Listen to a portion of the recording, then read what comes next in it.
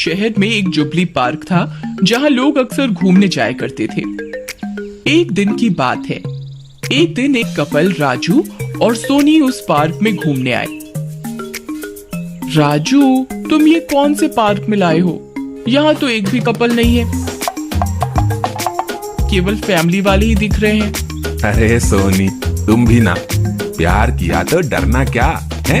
चलो घूमते हैं। तुम सा कोई प्यारा कोई मासूम नहीं है, क्या चीज हो तुम जान तुम्हें मालूम नहीं है। इसके बाद वो दोनों पूरे पार्क में घूमते हैं। घूमते घूमते शाम हो जाती है। इतने में एक औरत के रोने की आवाज आती है।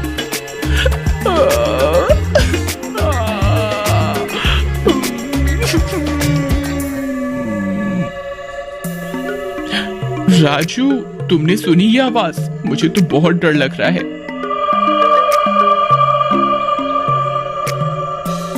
अरे तुम भी ना सोनी, बहुत डरपोक हो। अरे मेरे रहते हुए कैसा डर है? इसके बाद वे उस आवाज की तरफ जाते हैं।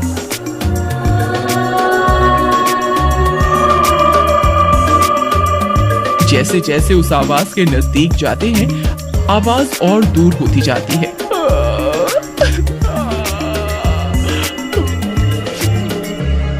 ये कैसे हो सकता है?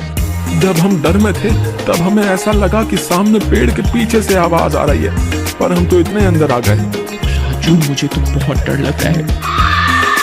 चलो ना, यहाँ से चलते हैं। नहीं सोनी, इस तरह हम किसी को मुसीबत में छोड़कर नहीं जा सकते हैं। वो तो तुम ठीक बोल रहे हो। चलो देखते हैं। दोनों ही डरते डरते आगे बढ़ते हैं।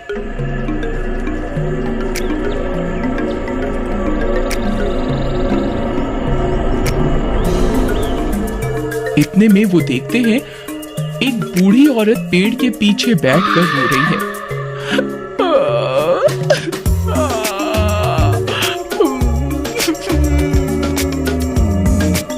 माँ जी, आप कौन हैं? आप यहाँ रो क्यों रही हैं? वो मेरे बेटे को मार देगी मेरे बेटे को। तुम बचा लो।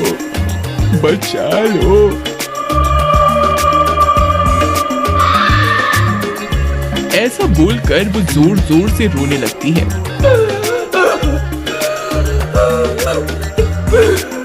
इतने में राजू बोलता है, आप बताइए तो सही, कौन आपके बेटे को मारना चाहता है? हमें बताइए, हम आपकी मदद करेंगे।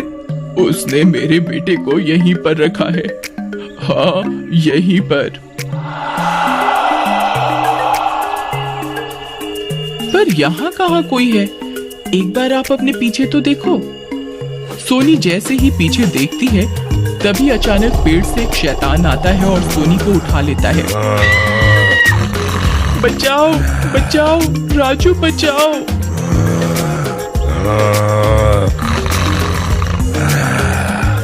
प्यार करने आए थे, लेकिन तुमको नहीं पता कि बिरजू के रहते हुए कौनू लड़का लड़की प्यार नहीं कर सकत है। छोड़ो सोनी को। माँ जी, आपने हमें झूठ कहा। ए लड़के, बहुत जोश है तेरे में, ये ले। ऐसा कहकर वो शैतान सोनी को मार देता है।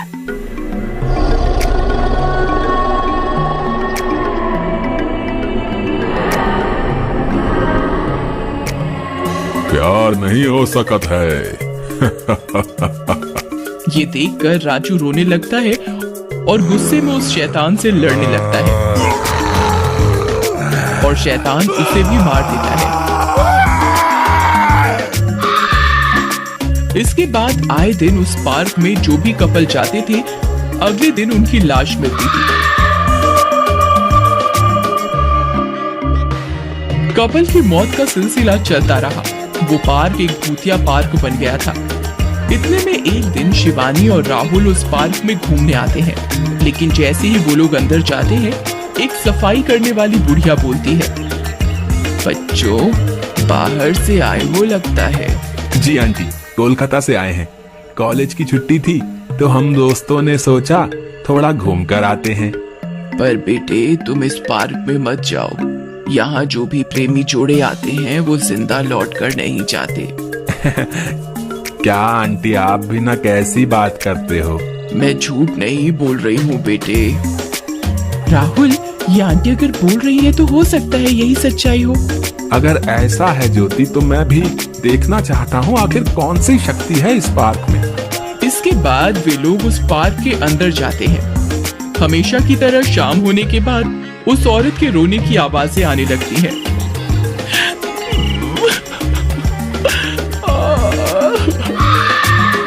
राहुल, वो आंटी तुम्हें बोली थी ना मत जाओ, पर तुम उनकी बात नहीं माने। पता नहीं कौन है, मुझे बहुत डर लग रहा है। इसके बाद वे लोग उस आवाज की तरफ जाते हैं।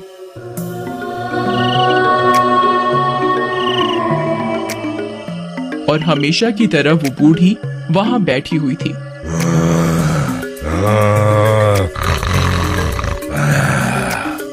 और उनके साथ भी वही हुआ, लेकिन जैसे ही वो शैतान राहुल के शरीर को छूना चाहा, वो तड़पने लगा। छोड़ दो, छोड़ दो। राहुल, ये क्या हो रहा है? तुम्हें छूने के बाद ये शैतान तड़पने क्यों लगा? अच्छा, अभी समझा। मेरी माँ एक बाबा से ये ताबीज मेरे लिए लाई थी, वो मैं पहना हूँ, इसीलिए इसकी शक्ति कम हो गई है। बताओ तुम कौन हो और क्यों लोगों को मारते हो? हम सभी को नहीं मारते हैं, हम तो केवल प्यार करने वालों को मारते हैं। हाँ। पर क्यों? क्योंकि मुझे मेरे प्यार ने ही मारा था। मेरा नाम बिरजू है। मैं एक गरीब घर का लड़का था। ये मेरी माँ है। मैं अपने कॉलेज में एक लड़की से बहुत प्यार करता था। एक दिन मैं अपनी दिल की बात बताने के लिए उसके पास गया। संध्या, सुनो ना, हम आपसे बहुत प्यार करते हैं, बता रहे। बेटे, तुमने कभी अपनी शक्ल आईने में देखी है? इतने में संध्या का बॉयफ्रेंड रवि वहां आ जाता है। क्या हुआ संध्या, ये कौन है? कॉलेज में नया नया आया है और लल्लू मुझसे प्यार करता है। क्यों बे लल्लू, तू रवि की गर्लफ्रेंड से प्यार करता है? क्यों अपनी कब्र खोद रहा है? चल जा यहाँ से। इसके बाद रवि वहाँ से चला जाता है और रात को संध्या को कॉल करता है। हेलो संध्या। हाँ, कौन बोल रहा है? मैं बिरजू बोल रहा हूँ, जो आज कॉलेज में मिला था ना। कॉलेज में समझाने के बाद भी तुम्हारी इतनी हिम्मत, मुझे कॉल किया? तुम क्यों नहीं समझती हो? अब मैं तुमसे बहुत प्यार करता हूँ। ठीक है बाबा, एक काम करो, सामने वाले तालाब के पास अभी मिलो। इसके बाद बिरजू और संध्या उस तालाब के पास मिलते हैं। क्या हुआ संध्या, तुम इतनी रात को मुझे तालाब के पास क्यों बुलाई हो? कोई तुम्हारा इंतजार कर रहा है, एक बार पीछे मुड़कर तो देखो। जैसे ही बिरजू पीछे मुड़ता है, संध्या का बॉयफ्रेंड रवि उसे तालाब में धक्का मार देता है। बचाओ, बचाओ संध्या, मेरा क्या कसूर था? धोखा दे दी तुम तो हमका। किसी को नहीं छोड़ूंगा, कोई प्यार नहीं करेगा, कोई प्यार नहीं करेगा। अरे मर गया रे, अरे मर गया, अब मैं नहीं बचूंगा। अरे गांव वालों, मुझे बचा लो, अरे मर गया रे।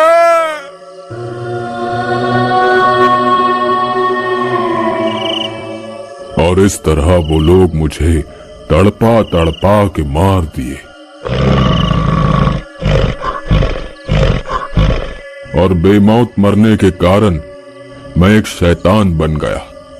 तब से ही मैं और मेरी माँ मिलकर जितने प्यार करने वाले हैं सभी को मार रहे हैं।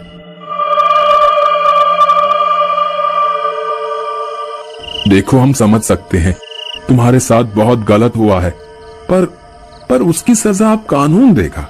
वो कैसे बेटे? क्योंकि मैं यहाँ घूमने नहीं बल्कि इन्वेस्टिगेशन करने आया था।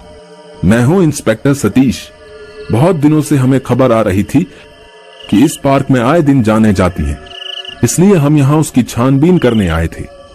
और तुमने जो भी कहा मैंने उसे इसमें रिकॉर्ड कर लिया है। और मैं तुम्हें विश्वास दिलाता हूँ, तुम्हारे दोषियों को उनकी सजा जरूर मिलेगी। इसके बाद बिरजू की आत्मा हमेशा हमेशा के लिए चली जाती।